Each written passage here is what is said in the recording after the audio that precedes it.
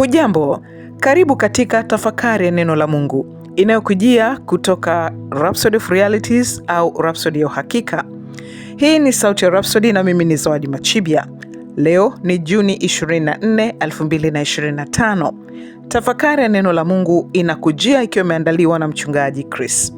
Ujumbe wetu leo basi unasema kuhesabiwa kwetu haki. Kuhesabiwa kwetu haki. Neno la msingi linatoka katika kitabu cha Warumi sura ya 4 mstari wa 24 na wa 25.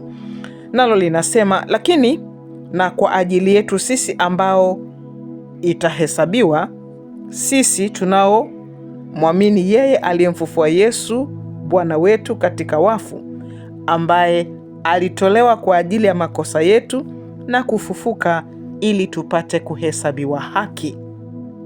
Basi katika ufafanuzi, mchungaji Chris anasema, je, unajua kwamba Yesu alipofufuliwa kutoka kwa wafu, ulifufuliwa pamoja naye? Hakufufuliwa peke yake, tulikuwa ndani yake. Katika Waefeso sura ya 2 mstari wa 4 hadi wa 6, neno la Mungu linasema, alituhuisha pamoja na Kristo, akatufufua pamoja naye, akatuketisha pamoja naye katika ulimwengu wa roho katika Kristo Yesu. Nitarudia huo mstari. Waefeso sura ya 2 mstari wa 4 na hadi wa 6 inasema, Mungu alituhuisha pamoja na Kristo, akatufufua pamoja naye, akatuketisha pamoja naye katika ulimwengu wa roho katika Kristo Yesu. Tambua, inasema kwamba Mungu alituhuisha pamoja na Kristo. Hiyo ina maana kwamba tulifanywa kuwa hai pamoja na Kristo.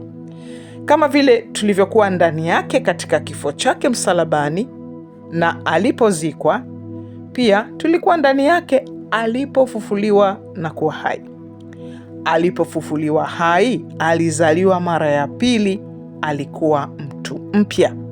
Kwa hiyo tulipofufuliwa pamoja naye, tulifanyika viumbe vipya katika Kristo Yesu.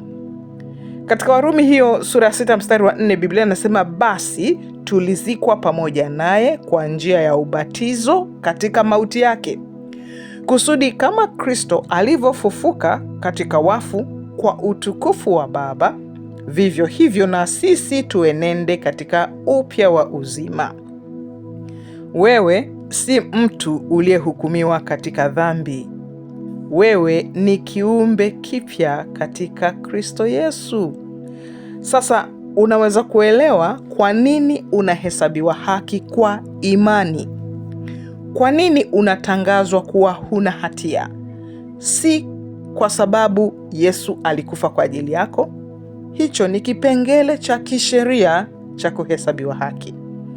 Kuhesabiwa haki kwetu hakujaja kwa sababu alikufa kwa ajili yetu. Kifo chake kwa ajili yetu kilitosha kutuweka huru. Lakini hiyo si kuhesabiwa haki. Kuhesabiwa haki kunahusiana na kufanywa huru. Umefanywa huru kwa sababu wewe ni kiumbe kipya, si kiumbe wa kale. Kwa hiyo kuhesabiwa haki kwetu ni matokeo ya uzima wa Kristo ndani yetu. Hayo ndio maisha ya kiumbe kipya bila dhambi. Pia inakusaidia kuelewa ni kwa nini Biblia inasema unapaswa kuenenda katika upya wa uzima. Rejea Warumi 6 mstari wa 4. Ukiuvaa utu mpya ambao kwa namna ya Mungu umeumbwa katika haki na utakatifu wa kweli. Angalia Waefeso sura ya 4 na mstari wa 24. Maombi. Mpendwa Baba, na kushukuru kwa kuhesabiwa kwangu haki katika Kristo Yesu. Ninaishi katika ufahamu wa haki yangu bila hatia na hukumu.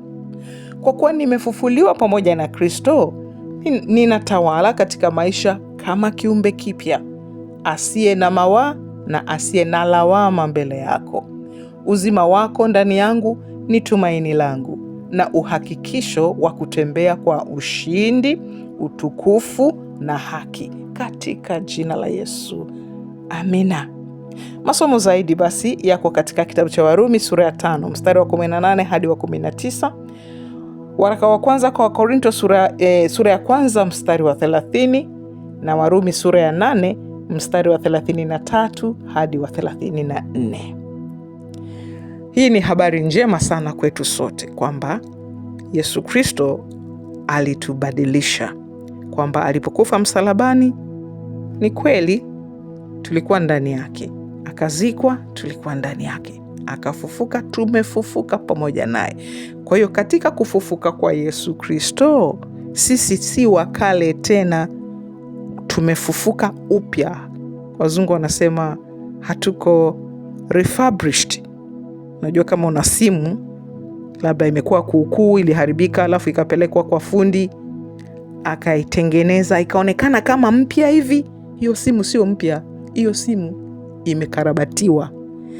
Lakini wewe unapokuja kwa Yesu Kristo, kamwamini Yesu Kristo, wewe si kiumbe ule karabatiwa, wewe ni kiumbe kipya. Hapo ndipo tunasema huna dhambi,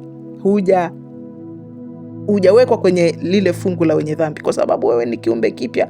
Mambo ya kale yamepita, tazama kila kitu ni kipya. Atukuzwe Bwana Yesu ali hai. Kwa hiyo basi huu ujumbe unaweza kusikiliza tena na tena ukapata kuuelewa vizuri. Wapelekee na wengine, wasambazie ujumbe huu. Lakini pia kama unataka kufadhili Injili, watu wengi waweza kusikia ujumbe wa habari njema za Yesu Kristo kwetu, basi usisite kuwasiliana nasi. Tuandikie alama kujumlisha 255 766 444 996. Mungu Baba ali hai akubariki.